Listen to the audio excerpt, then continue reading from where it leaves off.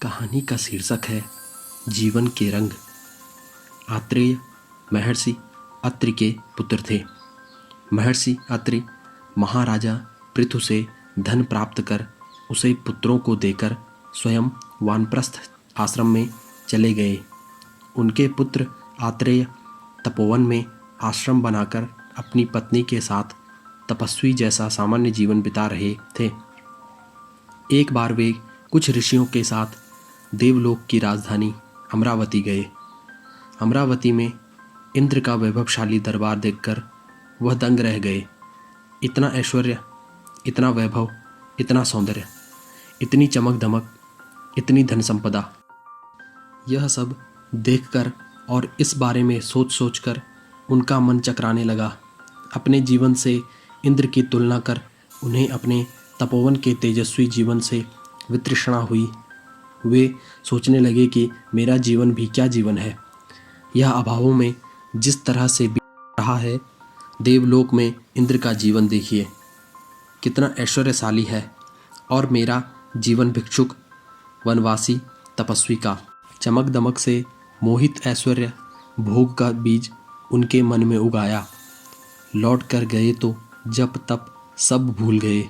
बस एक ही चिंता कि किस तरह अमरावती जैसा ऐश्वर्य भोगने को मिले। वैराग्य तथा भक्तिभाव को भूल गए। अब आठों पहर उन्हें अमरावती और इंद्र जैसे जीवन की चिंता लग गई।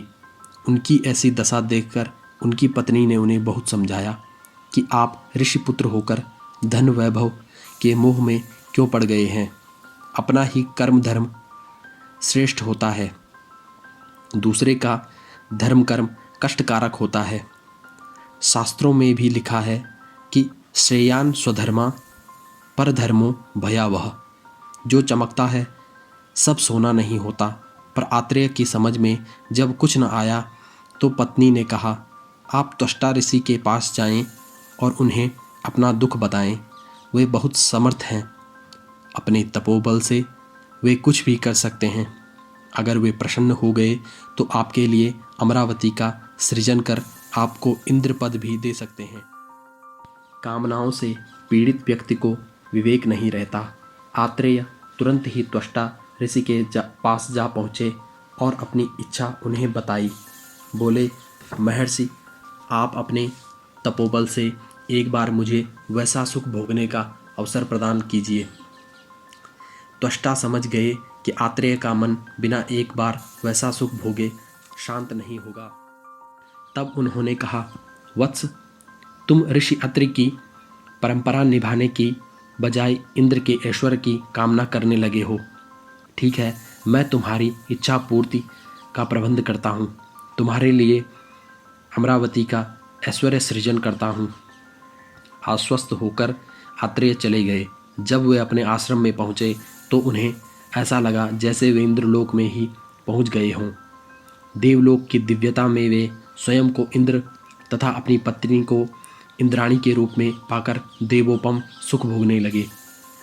राक्षसों को जब इस बात का पता चला कि भूमंडल पर भी इंद्र पैदा हो गए हैं, अमरावती बस गई है, इंद्रलोक का वैभव वहाँ भी हो गया है, तो वे मन में विचार करने लगे कि यह तो बहुत अच्छा हुआ, एक और इंद्र को हम हटाएंगे।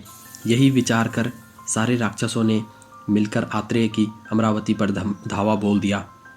राक्षसों का हमला होते ही वे वहाँ से भाग खड़े हुए। कहाँ देव सुख भोग कर प्रसन्न हो रहे थे, कहाँ अवजान के भी लाले पड़ गए। आत्रेय अपनी पत्नी सहित अपने छिपने की जगह तलाश करने लगे।